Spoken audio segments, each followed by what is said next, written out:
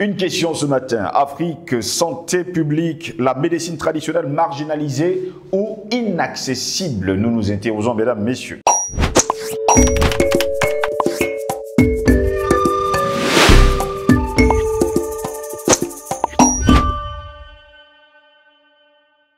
Madame, monsieur, bonjour, très heureux de vous retrouver sur Panafricaniste TV. C'est toujours un réel plaisir de vous savoir très nombreux devant vos téléphones, vos téléviseurs, vos tablettes pour suivre Panafricaniste TV. Bienvenue à toutes et à tous à cette autre édition de Parole aux panafricanistes. Afrique, santé publique, la médecine traditionnelle marginalisée ou inaccessible? Telle est notre grande interrogation. Eh bien, mesdames, messieurs, selon les données de l'OMS, l'Organisation mondiale de la santé, 80% de la population africaine a recours à la médecine traditionnelle pour répondre à leurs besoins en matière de soins. Cela pourrait amener à croire que le tradipraticien est un acteur de santé publique reconnu et valorisé. Pourtant, l'activité du praticien reste très peu réglementée dans plusieurs pays d'Afrique francophone. De quoi et de qui parle-t-on au juste? Le tradipraticien est une personne reconnue par la collectivité dans laquelle elle vit comme compétente pour diagnostiquer des maladies et invalidités y prévalant et dispenser des soins grâce à l'emploi de substances végétales, animales ou minérales et d'autres méthodes fondées sur le fondement socio-culturel et religieux, aussi bien que sur les connaissances, comportements et croyances liées au bien-être physique, mental et social de la collectivité. C'est dans ce même sens que, par exemple, les 17 pays membres de l'Organisation africaine de la propriété intellectuelle comprennent d'ailleurs ainsi la notion de tradipraticien. L'appellation tradipraticien inclut également les accoucheuses traditionnelles, les herboristes et les tradithérapeutes. Ces derniers n'hésitent pas à s'organiser en réseau et même de migrer d'un pays à l'autre pour offrir leurs services dans les domaines spécifiques de santé. Le tradipraticien est considéré comme le dépositaire du savoir ancestral qu'il a pour mission de répandre dans la société. Le recours à lui résulte aussi bien de la science qu'il possède ou est censé posséder que du sentiment qu'a la société de passer par cet intermédiaire utile pour obtenir l'opinion des ancêtres. Parce que beaucoup d'entre eux s'appuient justement sur les ancêtres. Pourtant, l'activité du praticien continue de susciter la réprobation des praticiens de la médecine conventionnelle. L'un des principaux griefs faits à la médecine traditionnelle est l'approche méthodologique considérée comme approximative. On se demande si la médecine à base de plantes naturelles ne présenterait pas de sérieux dangers, notamment en raison de la difficulté à prescrire de bons dosages. Le corps des médecins regarde avec un mélange de crainte et de mépris ce corps étranger pénétré dans le domaine de la médecine. Leur argument, nous dit-on parfois, est fondé sur une certaine idée de l'intérêt général de la santé que seuls leurs principes pourraient conserver. Ces arguments ne résistent pas du tout à l'observation, ni des faits, ni du droit, parce que jusqu'à preuve de contraire, on se rappelle de l'année 2020-2021 où les Africains ont résisté à la Covid-19. Et d'ailleurs, quel est le continent qui a le plus résisté? Eh bien, c'est tout simplement le continent africain. Tout cela à base des plantes, à base des décoctions qui avaient été prises durant ces 2 années et qui a permis justement aux Africains de résister à cette pandémie. Sur le plan factuel, l'enthousiasme suscité par l'extension de la médecine conventionnelle s'est vite estompé devant la révélation d'obstacles difficiles à surmonter pour les populations. D'ailleurs, certains disent, ces populations, que la médecine traditionnelle n'est pas accessible, elle coûte parfois trop cher, leurs médicaments sont parfois un peu trop chers et pas toujours accessibles, on va le dire comme ça, aux citoyens lambda. Voilà pourquoi, mesdames, messieurs, nous nous interrogeons ce matin. Afrique, santé publique, la médecine traditionnelle marginalisée ou inaccessible? Eh bien, il nous fallait bien avoir quelqu'un qui est un fin traditionnaliste, un panafricaniste, comme invité ce matin. Il s'appelle Simone D. Il est notre invité ce matin. Simone D, bonjour, bienvenue à vous. Bonjour Ngous, c'est un plaisir de me retrouver à Panafricaniste TV. Je peux vous dire que vraiment c'est une émission qui me passionne parce que rien que l'évocation du titre de l'émission ce matin me fait avoir très très froid au dos. Pour la simple raison que j'ai vécu des expériences effroyables par rapport à la médecine moderne, la médecine traditionnelle. Je le dis parce que je suis un chercheur, je suis ingénieur, on m'a formé à l'école en disant que j'étais ingénieur télécom. Je rentre au Cameroun, je crée une entreprise, j'emploie plein de gens. Mais je vois des gens mourir quand ils sont dans les hôpitaux, ils prennent des remèdes dans les pharmacies, ils meurent. Ça m'a révolté et je suis rentré dans les recherches. J'ai eu la chance avant de rentrer dans la recherche, d'avoir été dans les pays africains où j'ai travaillé. J'ai abordé des gens dans des villages qui m'ont appris des choses et ça m'a renforcé dans mes recherches. Mais avant de continuer, je veux parler d'un problème qui me tient beaucoup à cœur. Il y a un Camerounais, un membre, je voudrais déjà préciser que je suis le président fondateur de l'Agence panafricaine pour la promotion des produits Made in Africa. Notre représentant en Italie a eu un coup incroyable. Il a fait un conteneur de voitures, de tracteurs, plein de choses qu'il devait envoyer en Afrique. Il a négocié avec une compagnie maritime libanaise, où ils ont signé tout l'accord. On embarque le conteneur de ce gars dans leur bateau. Le bateau se retrouve plutôt en Belgique. On décharge le conteneur en disant que c'est des produits, ils ont trouvé un nom, et ils ont vendu ces produits aux enchères. Vous comprenez que les Occidentaux ne sont pas là pour laisser l'Afrique se développer. Et je dis parce que ce gars s'est plaint, on a vendu ses produits aux enchères, il est dans la merde totale.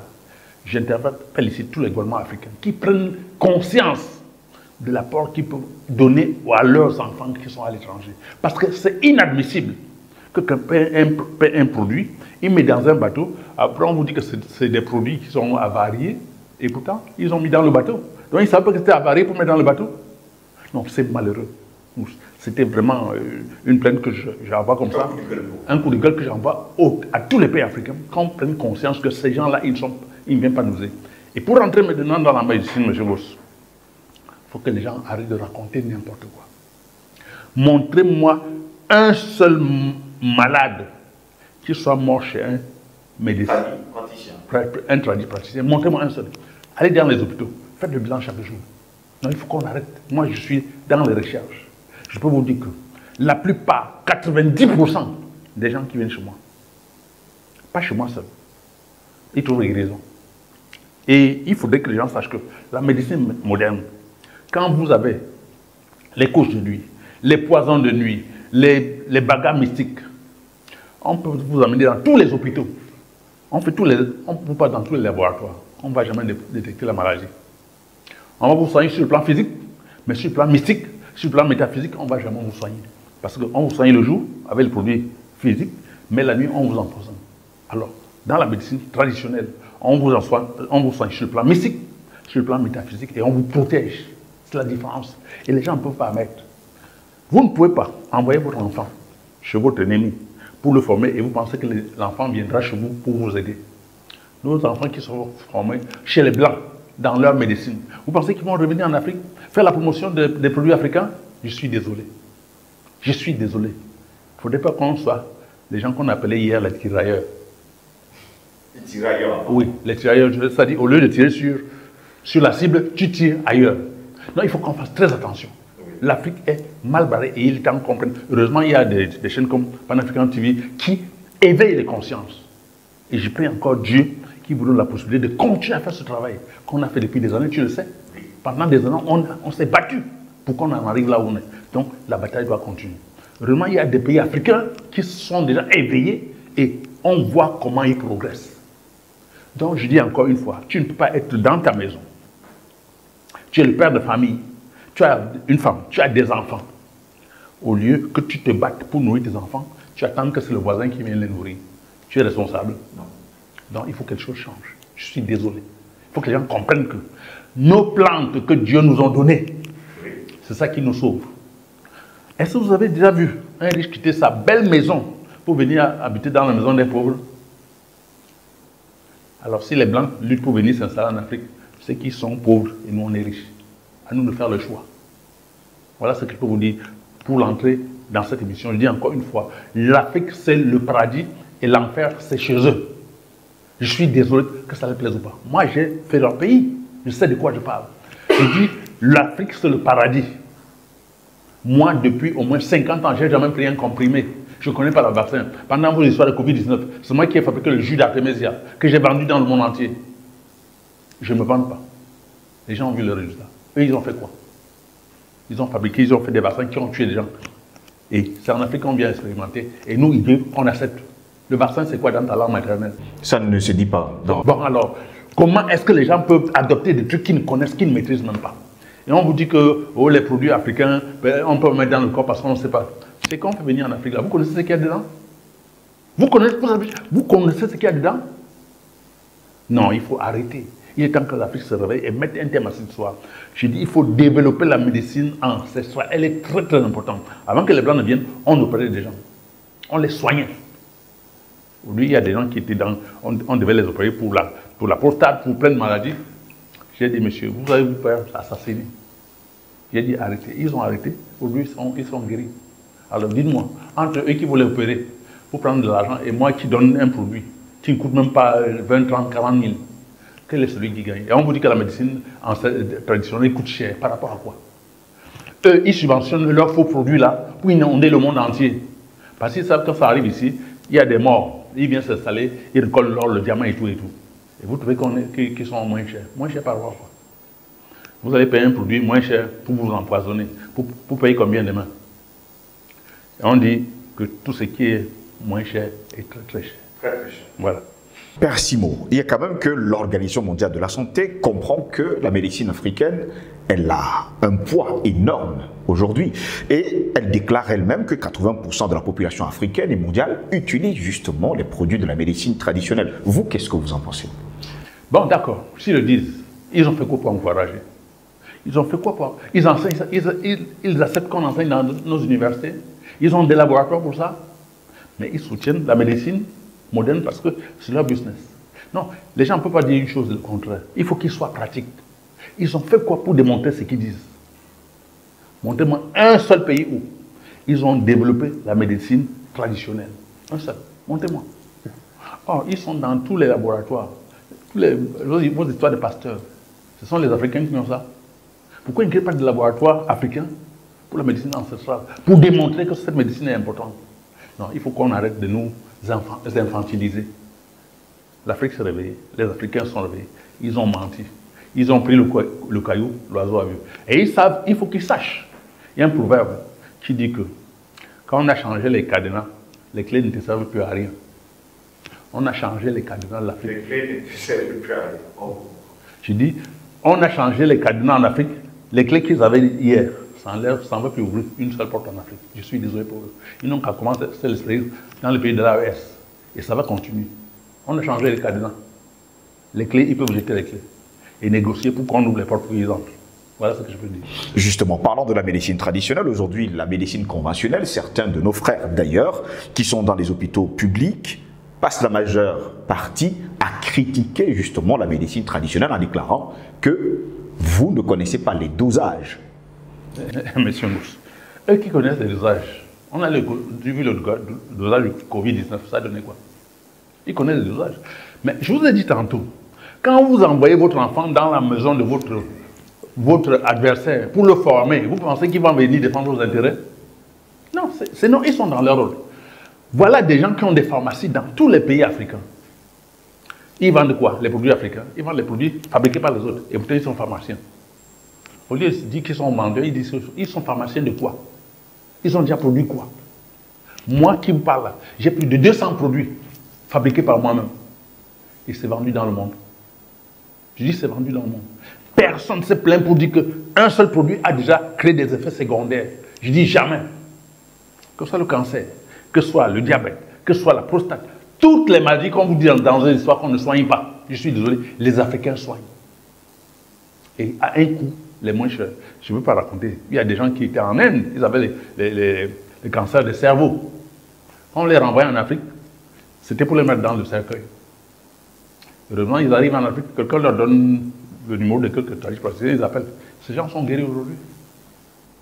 Dites-moi. Parce que, d'abord, quand ils allaient en Inde, leur maladie était mystique.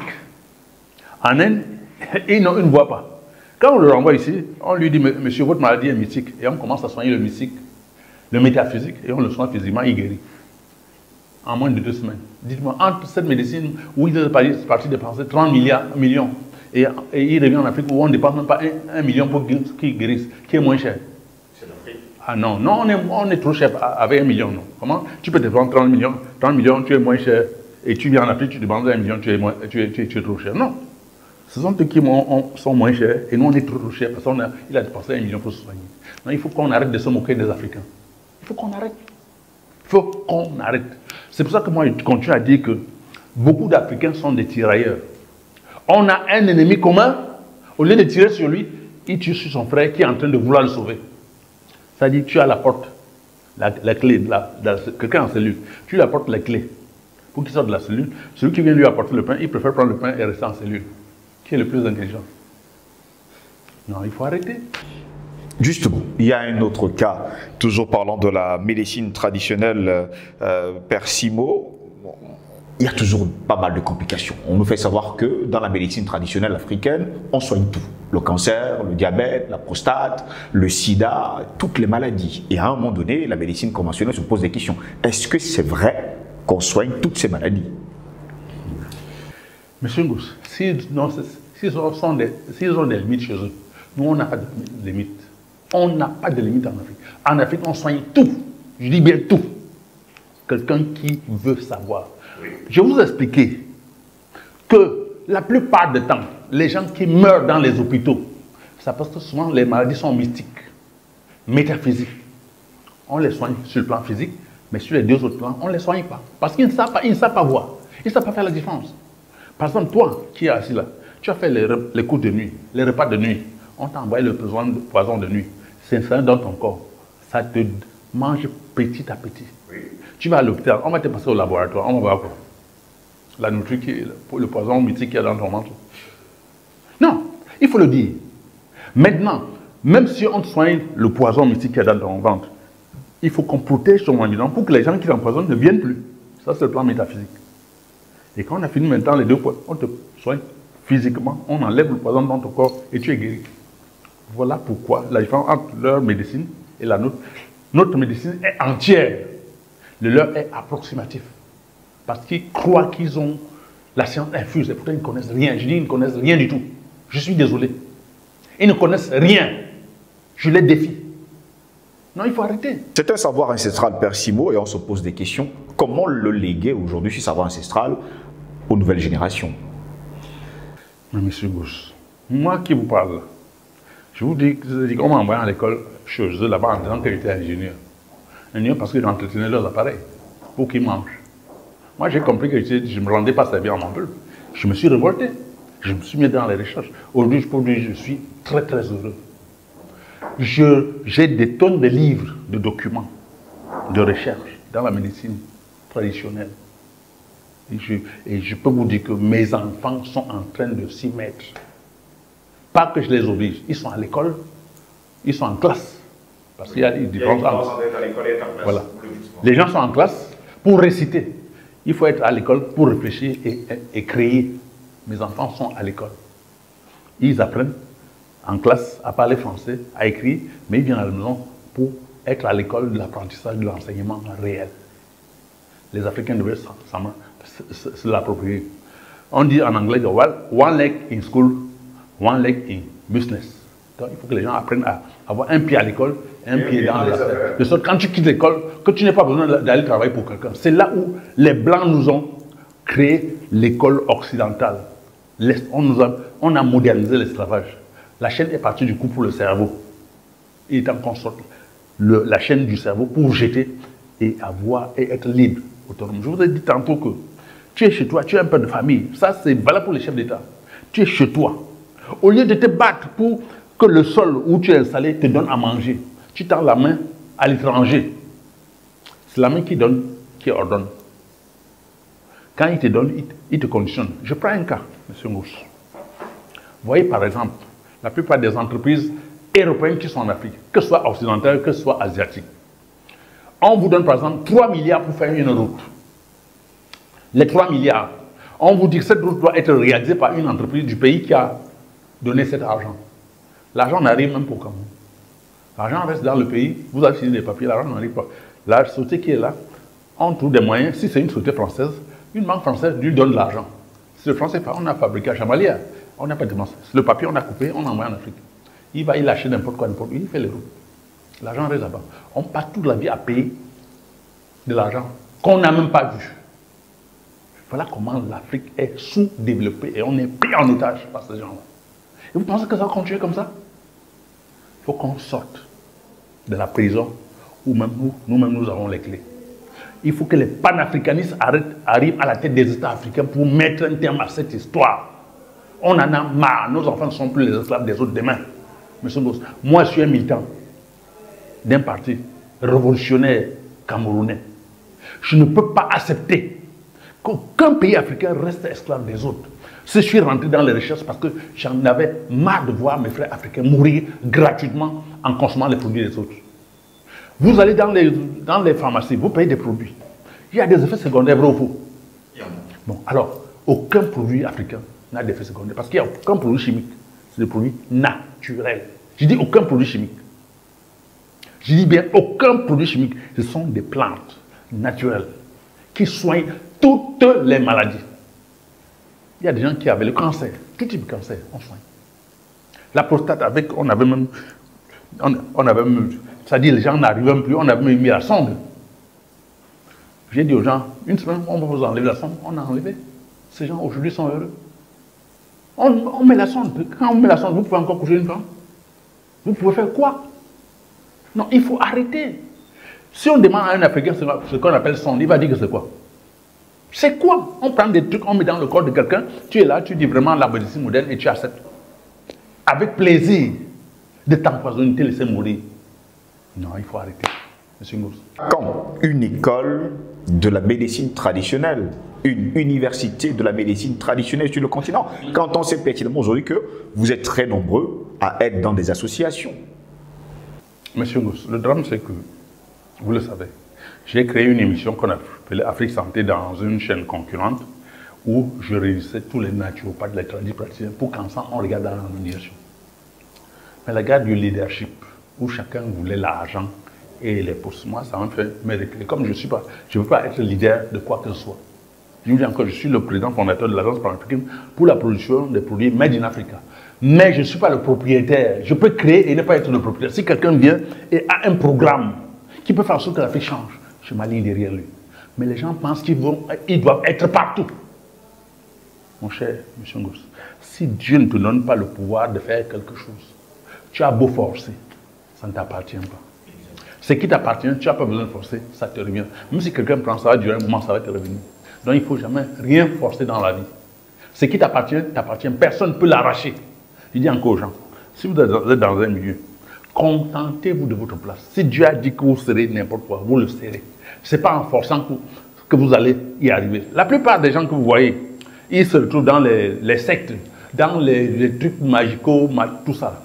C'est parce qu'ils forcent. Ils veulent par tous les moyens avoir ce qu'ils ne méritent même pas. Et on les conditionne et ils tombent dans les pièges. Donc les Africains doivent se ressaisir. Savoir que si Dieu a prévu que tu seras n'importe quoi, tu le seras demain. Ne force rien du tout. Tu vas même rester à la maison, ça va te trouver. Ce sont mes conseils. Je parle avec beaucoup d'expérience. Je l'ai dit à plusieurs personnes, ils ne m'ont pas écouté. Mais après, ils étaient les premiers à venir me dire, monsieur Simon, vous êtes un visionnaire. Ce que vous m'avez dit, ça se réalise. Et ça, j'ai dit, monsieur Ngo, ce qui vous appartient, personne ne peut prendre. Même si Dieu a dit que vous n'aurez rien, vous n'aurez rien. Si vous forcez, vous allez forcer, ça va venir, mais vous allez payer très très cher. Peut-être le triple de ce que vous devez payer. Donc autant ne jamais rien forcer. Est-ce que les tradithérapeutes, par exemple, au Cameroun, sont aidés par l'État? Ah bon, il y a un État au Cameroun? Je ne sais pas, dites-moi, l'État des routes ou bien l'État de l'électricité, l'État de l'eau, l'État du travail? Je vous parle de Camerounais. Enfin, je ne sais pas. Vraiment, si le gouvernement fonctionne, dites-moi, moi je suis au courant. Moi je cherche à voir où ce gouvernement fonctionne. Parce qu'il y a plein de gens qui sont dans des enfants qui ont été à l'école, qui ont tout fait, mais ils sont dans la rue. Donc il y a un État au Cameroun, je ne sais pas. Enfin, vous avez le temps de me dire. Merci à vous, Père Simon, d'avoir répondu à nos questions. Il n'y a pas de problème, je suis à votre disposition, M. Ngo. Je suis là pour éveiller la conscience africaine. Moi, je suis un homme mort depuis. Je n'ai pas peur de mourir. Parce que je meurs aujourd'hui ou demain, c'est toujours sur la terre qu'on m'a enterré. Il n'y a pas un ciel où on enterre les gens. On est né sur la terre, on va mourir sur la terre, on va nous enterrer sur la terre. Voilà ce que je peux vous dire. Merci à vous, mesdames, messieurs, de nous avoir suivis. Restez sur nos plateformes numériques YouTube, Facebook, Instagram, TikTok. Likez, partagez au plus grand nombre pour que Panafricaniste TV soit connu de par le monde. Sur ce, je vais vous souhaiter de passer une très belle journée.